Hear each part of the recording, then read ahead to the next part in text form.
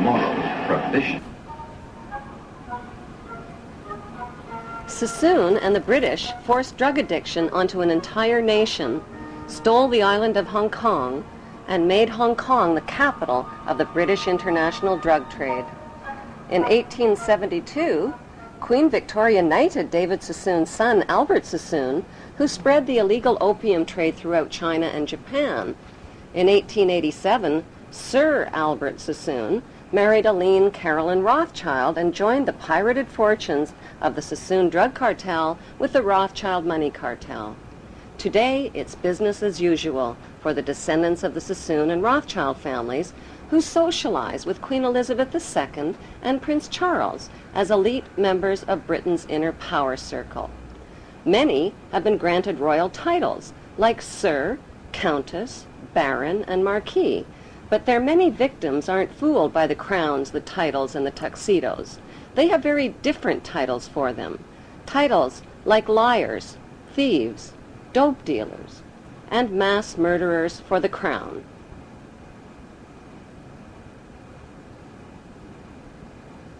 On the other side of the Atlantic, a member of the same opium smuggling syndicate, Samuel Russell, founded Yale University's Skull and Bones Brotherhood with drug money. Exclusive members were financed into political power positions in the CIA, the U.S. Supreme Court, and the White House. When Skull and Bonesman George Bush Sr. became CIA director in the 1980s, the CIA recruited Osama bin Laden to train al-Qaeda and Mujahideen fighters in Afghanistan.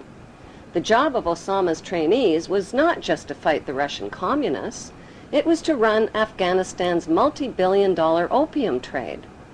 Heroin, manufactured from Afghan opium, supplied $250 to $300 billion annually to Wall Street and the U.S. banks. Authors Alfred McCoy and Michael Levine tied the CIA to this unholy drug alliance and received national attention when the CIA tried to suppress their books. Michael Levine became a best-selling author when he wrote about his experience of this unholy alliance.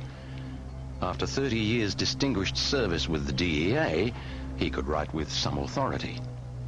You could look at what they did to me as an example in microcosm of Central Intelligence's actions and the State Department in completely subverting the drug war. You know, the drug war was something that only existed in the minds of Americans, on the streets of America, for kids like my brother, for cops who died. There was no drug war.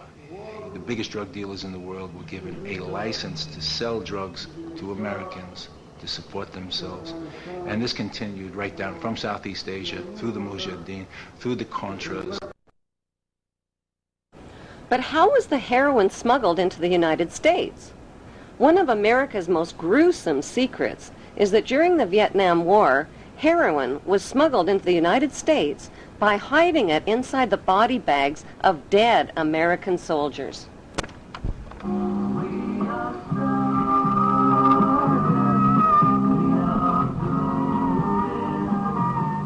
By the end of the 1960s, 1/3 of U.S. soldiers in Vietnam and close to 1 million United States citizens were hooked on heroin.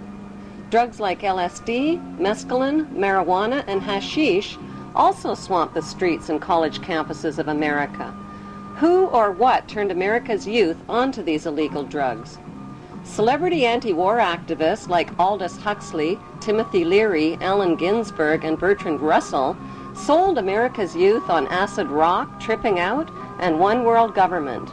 Their financing came from the Warburg Banksters and IPS, Institute for Policy Studies. Over 100 million doses of LSD that hit the streets of America were purchased by Timothy Leary and Alan Dulles through S.G. Warburg's Sandoz AB Pharmaceutical Company in Switzerland. Free sample-sized packages of acid were handed out not only on college campuses, but at rock concerts, where musicians persuaded millions of fans to get high.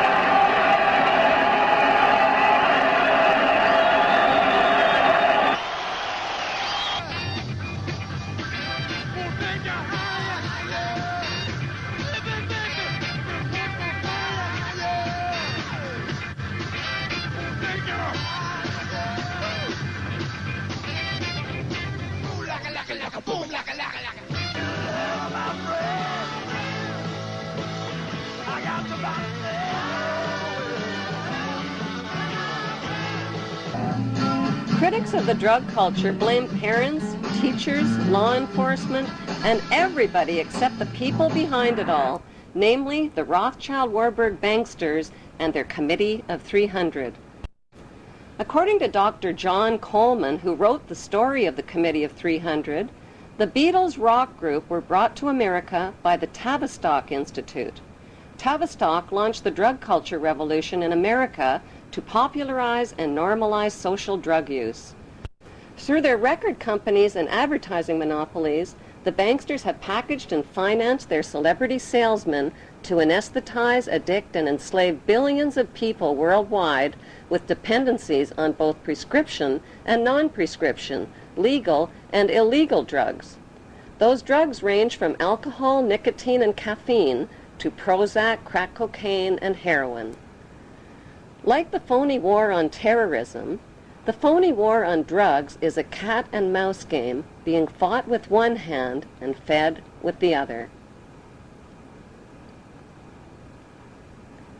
The peace symbol adopted by the drug flower children of the 60s was designed by Gerald Holtham, who was commissioned by One World Government salesman Bertrand Russell. The symbol was never designed as a symbol of peace, but as a symbol of death. It is actually a cross turned upside down with the arms broken and is used by Satanists and in Druid witchcraft. In Germany, the symbol is known as the Death Rune and is found on tombstones of Hitler's Nazi SS officers. CIA's team of ex-Nazis and Skull and Bonesmen financed and trained Osama bin Laden, who pushed the Russians out of Afghanistan by 1989. The CIA then trained and installed the ruthless Taliban regime to run the booming opium trade. After a decade, the long friendship between America and the Taliban suddenly turned ugly. At a meeting held on December 4th, 1997 at Unocal headquarters, American oil men made a proposal to the Taliban about building a pipeline through Afghanistan. Rothschild Shell Oil and Rockefeller's Exxon Oil had invested billions in the Kazakhstan oil and gas reserves just north of Afghanistan. Now they needed a pipeline to transport it to the Persian Gulf. The Taliban demanded a bigger cut and turned down the proposal. Suddenly, the banksters' American-controlled media were calling the Taliban monsters, evildoers, and cruel villains who beat up on women.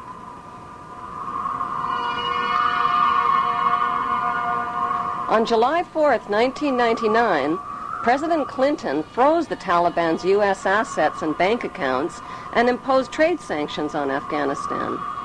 By February 2001, the Taliban destroyed most of Afghanistan's opium crops. In May, Secretary of State Colin Powell announced a gift of 43 million U.S. taxpayers' dollars to the Taliban.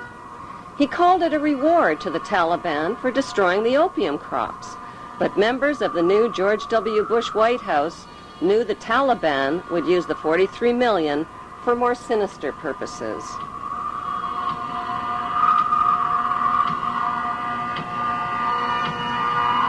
The larger issue is not just not connecting the dots, but not getting the dots. Why was it that CIA was unable to collect information for years inside Afghanistan when they had authority to kill bin Laden for over 2.5 years? Why were they unable to kill him or his lieutenants? Why didn't they have a better capability to do something about it at the source? Could it be that the bankster-supported U.S. administration is controlling both sides of the war on terror?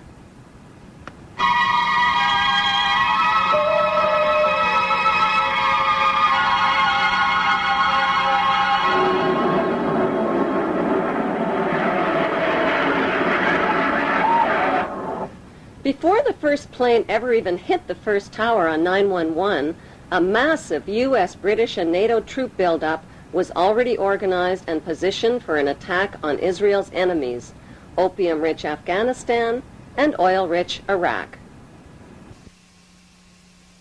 And there's an old poster out west, as I recall, that said, "Wanted." dead or alive.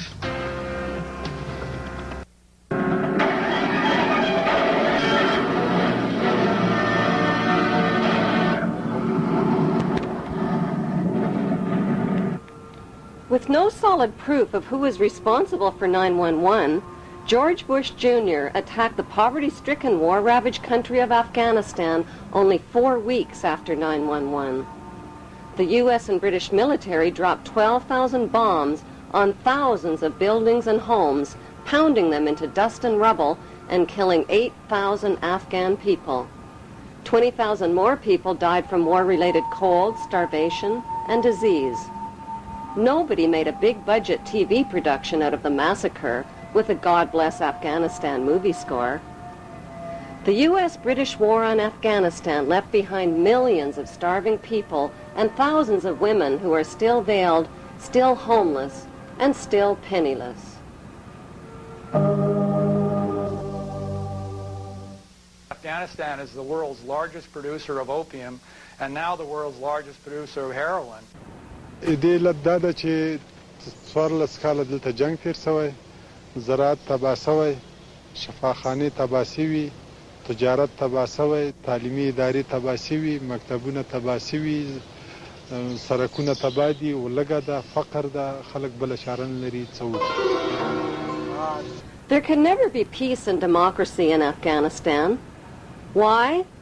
Because peace and democracy would expose and cut off corporate America's opium and heroin trade at the source. So what was the payoff for the U.S.-British war on Afghanistan? 1, the uncooperative Taliban warlords got kicked out and replaced by the cooperative Northern Alliance warlords. 2, opium and heroin production and revenues skyrocketed. 3, Afghanistan got a new leader named Hamid Karzai, who just happens to be an ex-employee of Unocal Oil. 3, America got permission to build their oil and gas pipeline through Afghanistan. And 4, the Bush administration's favorite excuse for war, Osama bin Laden, was allowed to escape. America's second favorite excuse for war, Saddam Hussein, has always been America's patsy. In the 1980s, the United States supported Iraq's invasion of its neighbor, Iran, to stop the spread of Iran's Islamic Revolution. America played both sides of the Iran-Iraq war by supplying Saddam with chemical and biological weapons of mass destruction, and at the same time, America secretly sold weapons to Iran and illegally diverted the money to the Contra-revolutionaries in Central America. During the war, the United States sent a special envoy to see Saddam in 1983. He was Donald Rumsfeld, now the U.S. Defense Secretary. The two men discussed how to reinforce Iraq against a common enemy. This was at a time when Iraq was using chemical weapons on Iranian troops. U.S. companies were supplying components with Washington's knowledge. By 1990, President George Bush Sr. tricked Iraq into another war with another oil-rich neighbor, Kuwait. How? By supplying Kuwait with horizontal drills that could reach beneath the border of Iraq and siphon oil from Iraq's oil fields. Kuwait used the U.S.-made drills to steal 300,000 barrels of oil per day from Iraq, worth over $3 billion annually. The fuse was lit, and Kuwait did nothing to put it out. They pumped oil without restraint from Rumaila oil field, which was accessible to both Kuwait and Iraq, and they exceeded OPEC quotas, flooding the market and driving prices even lower. George Bush Sr. officially promised not to interfere in Iraq's legitimate oil battle with Kuwait, but when Saddam's army entered Kuwait to defend their oil reserves, Bush pounced on them. Our goal is not the conquest of Iraq. It is the liberation of Kuwait. America disposed of its toxic waste problem by building radioactive depleted uranium right into their bombs and dropping them on Iraq. Bush Sr. not